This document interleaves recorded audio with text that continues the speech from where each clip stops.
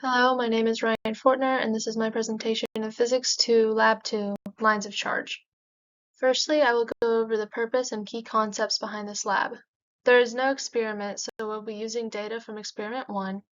Then I will describe my code and finally answer the conclusion questions, what if and why.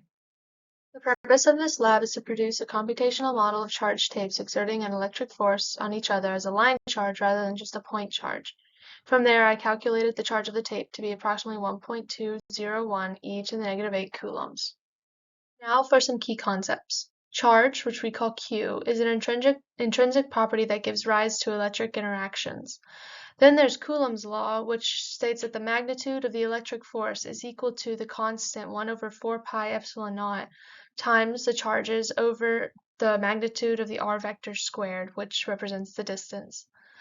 Then there's gravity, which is the mass times the acceleration due to gravity, g.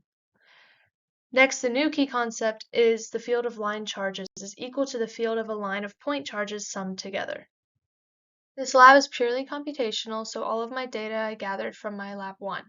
The distance, d, is 0.0066 meters. The length of the tape I used was 0.2 meters, and from the relationship we described, the mass is 0.0002 kilograms. I calculated the charge of the tape Q to be 3.035 e to the negative 9 coulombs. To solve for Q, we set the electric force equal to the gravitational force on the tape. For my code, I first inputted my physical constants, K being 1 over 4 pi epsilon naught. Then I created a function to calculate the electric field of each point charge in the line. From there, I modeled the line charges and created arrows for each individual point charge on the line.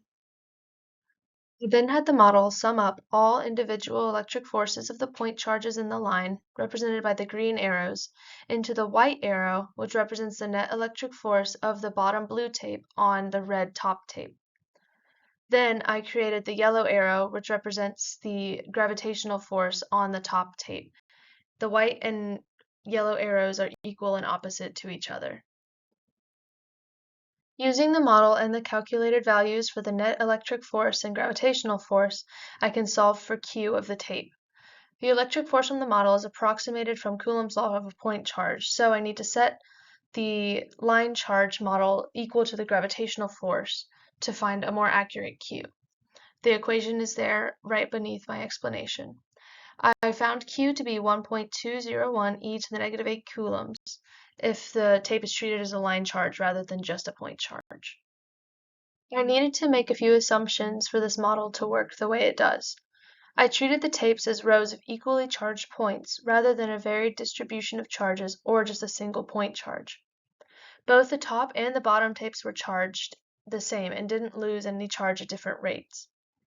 I assumed also that the mass of the tape from the first lab was equal to the length of the tape divided by 1,000.